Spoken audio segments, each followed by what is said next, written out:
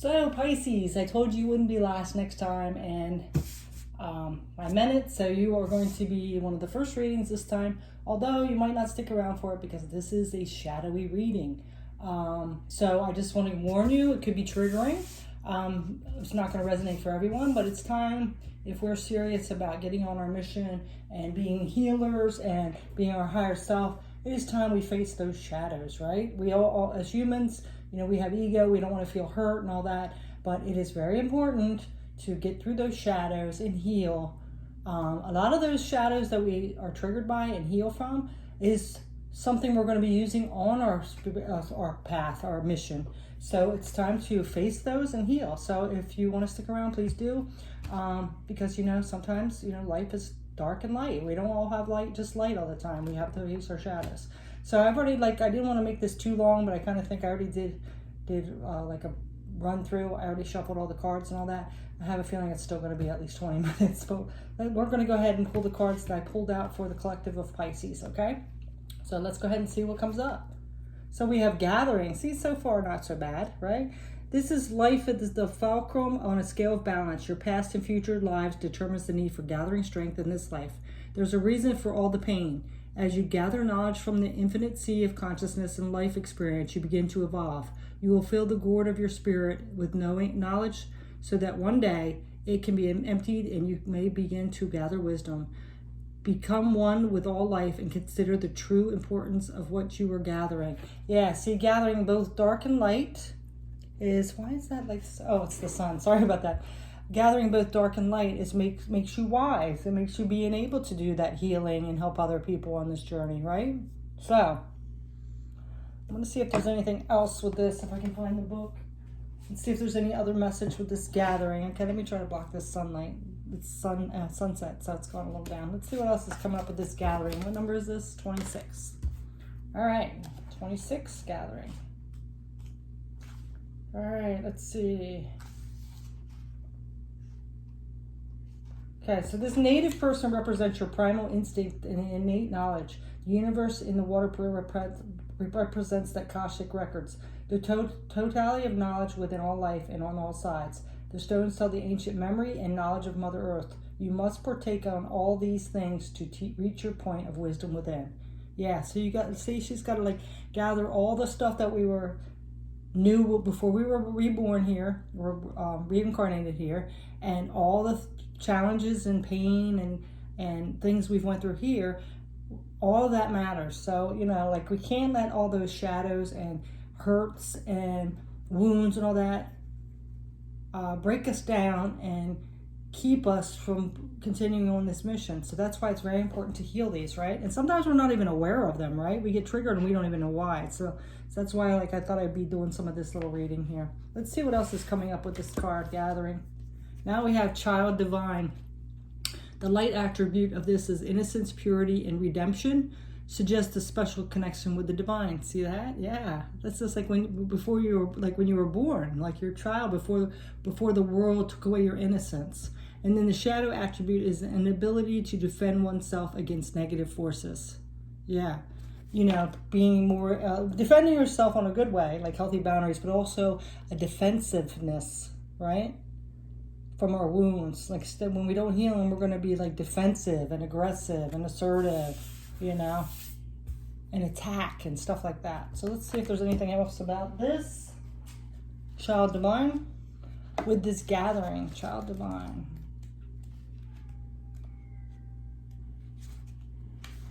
Okay, closely related to magical innocence child, but distinguished by its redemptive mission. Associated with innocence, purity, and redemption, godlike qualities that suggest a special union with the divine itself. The shadow divine manifests as the inability to defend oneself against negative forces. Ask whether you see life through eyes of the benevolent, trusting God, goddess, or tend to respond to others with fear of being hurt or with a desire to hurt others.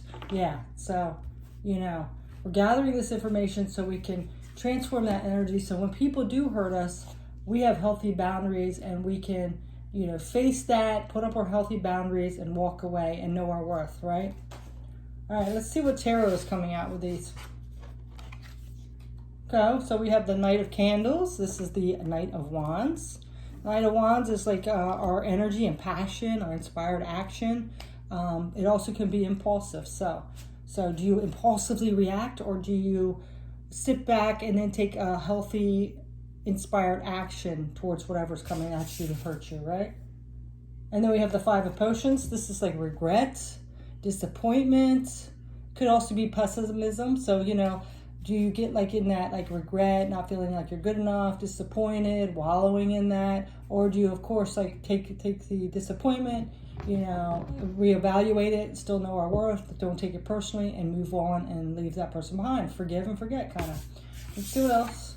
And then we have the Star. Yeah, this is your wish fulfillment. I think a lot of this energy, it can take away our wishes. Like we wish for stuff, but then all these wounds and things that happen end us making us stuck and afraid to go after what we want, right? Or fear of what people are going to think of us or anything like that. All right, so we're going to get another round here. And now we have flow. This one doesn't seem too bad either, but let's see. The flower of your being begins to bloom when you move with the flow of life. This is a process of letting go, moving your consciousness out of your mind and into your body mind, or shaman center, which is an inch or two above your navel. Feel your receptivity as you become still. Watch the waterfall flow as you were the mountain high above. Be serene, at ease, and totally within your power, and then let the waterfall of life work over you. Becoming like a twig carried on the rushing surface. Become one with the water, dissolving the senses of your mind and living totally in your instinctual nature. Let go and relax into the internal flow. Yeah, this is kind of just going with that flow, not fighting against it, not getting into our mind and overthinking things and getting into our fear and ego and all that stuff. So there's something about flow with this. I'm going to see if I can see anything else. Flow. Okay, so flow is, here's the picture too, in case you want to see it. Okay? Follow the flowing water as the life. It's easy to float downstream with the driftwood, but very strenuous to paddle upstream against the current. To get into the flow of energy in the universe, move into the instinctual side of your nature. The universe of stars and planets at the bottom of the waterfall indicates the universe of your inner self, the highest part of your being. It is through the life on earth that you can move into the eternity of enlightenment and flow. So that's just like getting into that enlightenment and flow, not resisting, not getting too much into our ego, not ego where we're afraid or manage to get stuck or don't live our life because, we're afraid of those challenges and resisting or whatever. So let's see what else is coming up with this flow. Oh my God, we have another child one. These are not all child. That's how weird you got too. There might be some child wounding that you still need to deal with. So this says, child wounded. The light attributes is awakens compassion and desire to serve other wounded children. Opens the learning path of forgiveness. See, that's that forgiving. And then shadow attributes is blames all dysfunctional relationships on childhood wounds. Resists moving on through forgiveness. So this is not being able to forgive, being resentful, being pessimistic, like that one card that came up earlier, that disappointment, you just get stuck in it and be like that victim mentality, blaming things on your parents, not that they didn't do things to you or whatever, but it's our responsibility to take note of them and heal them, right? So let's see what else is coming up here for tarot. So we have the Tower. Yeah, so something might have shaken you up. You might have had some tower moment in your life that's really devastated you, made you disappointed, but are you stuck there still, or did you take this as a time to clear that out and move forward and rebuild that foundation to a stronger one? Okay? You also got this Three of Swords. So again, this is pain, somebody hurting you, somebody stabbing you in the heart, breaking your heart.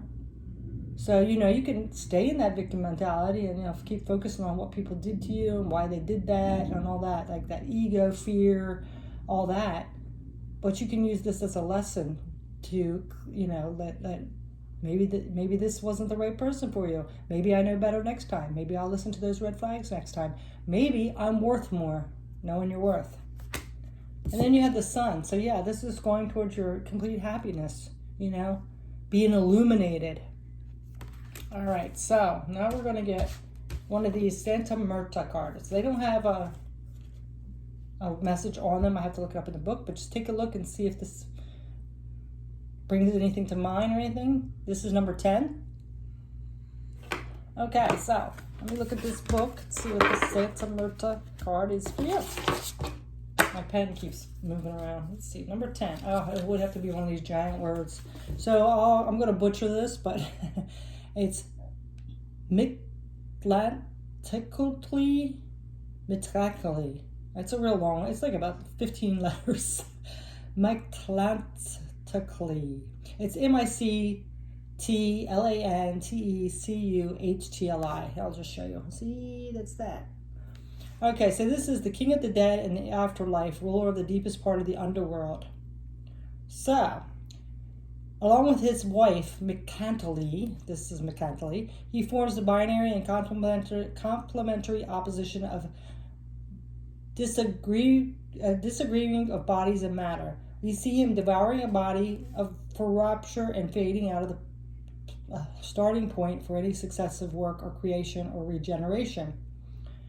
He's the alchemic solve to separate the analysis before synthesis. So the advice from the dead is, it is time to look at the situation from a more in-depth point of view, to analyze the circumstances before you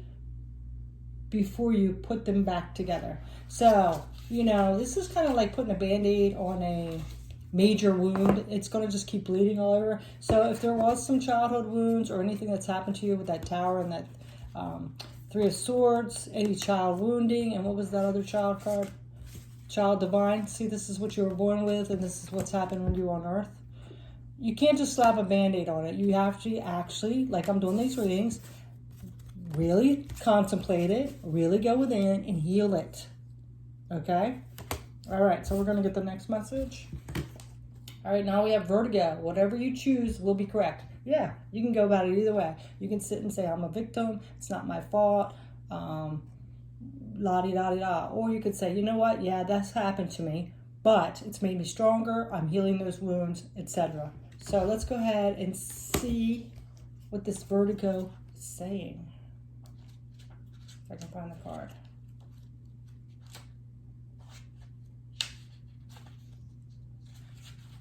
Okay, so whatever you choose will be correct. So this says, I'm not going to read all of it, but let's see. You may feel compelled to grasp it open at its door. Surely the prettiest key would open the most auspicious door. Be aware, all is not what it seems. And while you cannot make a wrong decision, do not rush to make the obvious choice. The unexpected door will yield the most gratifying rewards and valuable lessons. Be brave and walk through the door less opened. So this is, not jumping to impulses. Don't go for the prettiest, easiest fix. Really do the work and pick the less traveled road for you. You don't want to do what everybody else says. If somebody says, just get over it. No, really go through what you need to do. Do it do it right the first way. Ever since I read that, I can't talk.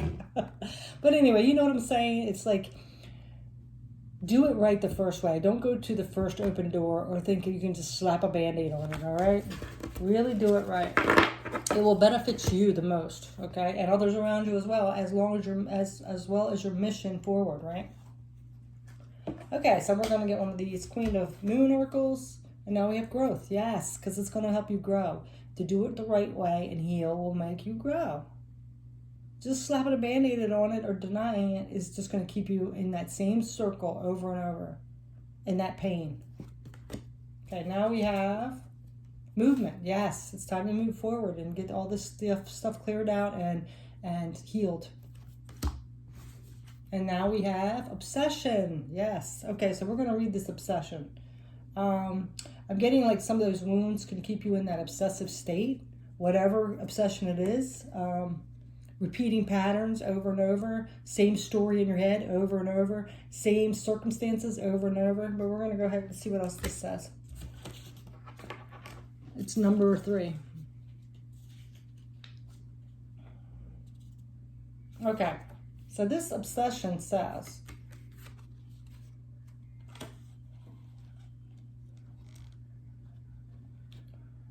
We chase comets and mirrors and shadows. Sometimes we actually chase cars or myths. Obsession is a trick of perception. Many become one, and that one bloats into take everything else. It feels like it, whatever it is, an idea, a person, or object, flavors our life and gives meaning to it. All the light through a lens, it coverages a single point, and the point goes ablaze under the greatest fire. But in truth, more than enacting our life, it numbs our attention to the rest. It makes us feel more awake by hiding the rest of the world under a cloud of slumber. Obsession is a drug. In small doses, it whips. In big doses, it kills. If we drown inside our obsession, we should close our eyes. We don't die in the darkness. We just fall asleep, and then we can wake up more naturally. So yeah, it's time to let go of whatever this obsession is. Or behavior that you keep reliving, It's time to heal those inner child wounds, and so you can be able to move on your path in a higher vibration and all that stuff, okay? All right. Now we have intention, wand. Yeah, so it's time to set our intentions, but in order to move towards those intentions, we can set all the intentions we want, but if we haven't healed or grown or do action towards it, it's not going to get anywhere. We're just going to get the same stuff over and over. So let's see if this wand says anything more. This intention.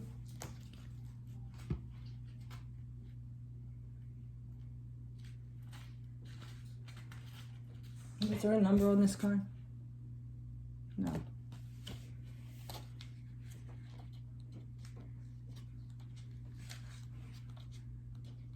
A lot of watchtowers. Okay, intention wand. All right, so it says, you're making things too difficult. Instead of looking at what everyone else is doing, hone on your own talents. There's no point to comparing yourself to others and worrying that you're not as good. The path you walk is yours alone. The intentions in your heart and mind lead the way. Wave your wand and allow the magic to unveil the criticism that cloaks your senses. Let magic shower over you. See through the eyes of the wisdom keeper. The ability to concentrate fully on your intention without interruption is the single most important faculty in which can achieve in order to assure her intended magical outcome. Decide what you really want. Make your intentions clear. Focus on your visions. Practice concentration. Make a decision and focus on the outcome you desire. Craft your own wand. Use intentions with harm to none. Beware of the intentions of others. So it also says, that's just about wands. We don't need to know about that. So what I'm really getting here is that, whatever your intention is that you really want in life, I kind of think maybe there's some childhood wounds which maybe cause you to be obsessive or blame others or something like that. And it's time to get out of that. And I don't think it's feeling good for you either, because maybe that's why you are, might possibly be playing the victim or putting things on others or blaming others, because you don't want to get to the root of that problem. But I really think it's hurting you inside. So in order to set your intentions to get what you truly want and getting that happiness and freedom from that pain or whatever it is, it's time to really heal that, and know your worth. Okay, so let's see what else is coming up. We have 2 more cards here. We have this one, and this is interesting, isn't it? Okay. I don't know. For some reason, I'm almost getting this is that child that was born. The soul is the eyes of the soul, the mirrors to the soul, and and this is the divine, the universe, spirit, and it almost looks like little tears coming down and crying, And then this is the maybe higher self eyes, and this is the ones that are in pain here on earth from what's happened. Anyway, let's see. It is not a matter of containing your emotions. Rather, the opposite is required. You must express your emotions in order to heal them. See? Yes, you got to let all that out. You got to heal that and express your emotions and feel that pain. It's not comfortable, but believe me, it gets easier, right? And then bottling them up, you're still feeling it. You're just not aware of it. So, say what you feel, be gentle, be truthful, and do not blame anyone in the process, especially yourself. All emotions can be transformed by love. A conscious desire to do so is all it takes. It's okay to feel the way you do. Yep. All right. So that's that one. And then the last card here we're going to get is just one of those divine guidance cards, and it's just a picture again. So like, take a look at this picture, see if it brings out any intuitive feelings or thoughts. Okay, and then we're going to read it. It's number 37. All right.